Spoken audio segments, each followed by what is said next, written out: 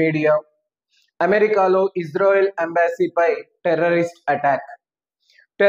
Attack కు ముందు free Palestine నినాదాలు చేస్తూ ఇజ్రాయెల్ ఎంబాసీ పైన ఉగ్రవాదులు దాడికి పాల్పడ్డారు. ఆ ఆఫీస్లో ఉన్న ఇజ్రాయేలీ ఉద్యోగులు ప్రాణాలు కోల్పోయారు. ఈ ఆఫీస్ ఎక్కడో కాదండోయ్, డొనాల్డ్ ట్రంప్ నివాసానికి చాలా సమీపంలో ఉంది. మరి ఆ ప్లేస్ లో నిజానికి చాలా హై సెక్యూరిటీ ఉన్న ప్లేస్ అది.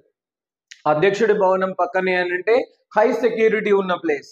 అలాంటి ప్లేస్ లో పాలస్తీనాకు అనుకూల నినాదాలు ఇస్తూ ఇజ్రాయెల్ ఎంబాసీ పైన దాడికి పాల్పడి ఇజ్రాయెల్ ఉద్యోగులని మట్టు పెట్టినట్టు ప్రకటించారు ఇవాళ. సో హమాస్ తీవ్రవాదుల లేదా హౌతీ తీవ్రవాదుల ఈ సంఘటనకు పాల్పడింది అనేది ఇంకా తెలియాల్సి ఉంది. సో ఉగ్రవాదాన్ని అంతం చేసే విషయంలో డొనాల్డ్ ట్రంప్ చాలా క్లియర్ గా తన అభిప్రాయాన్ని షేర్ చేసుకున్నారు. సో రాడికల్ ఇస్లామిస్ట్ నాయకులు మృత్యువును ప్రేమిస్తున్నారు. మరి ఆ మృత్యువును ప్రేమించడం వల్ల వారు మృత్యువును కోరుకుంటున్నారు కాబట్టి అదే వాళ్లకు ఇవ్వాల్సి ఉంటుంది అని చెప్పి సో ఉగ్రవాదాన్ని అంతం చేయడంలో తన యొక్క వైఖరిని ప్రదర్శించారు.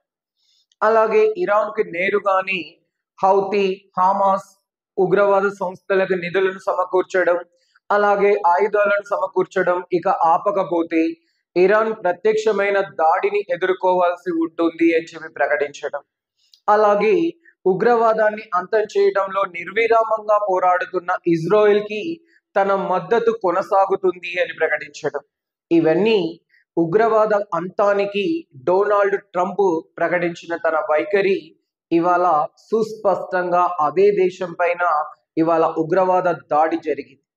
కాబట్టి సో ఇన్ని రోజులు చెప్పినవి మాటలేనా, ఇక చేతల్లోకి కూడా అమెరికా దిగబోతుందా అంటే wait and watch. Thank you. Please subscribe our channel and support me.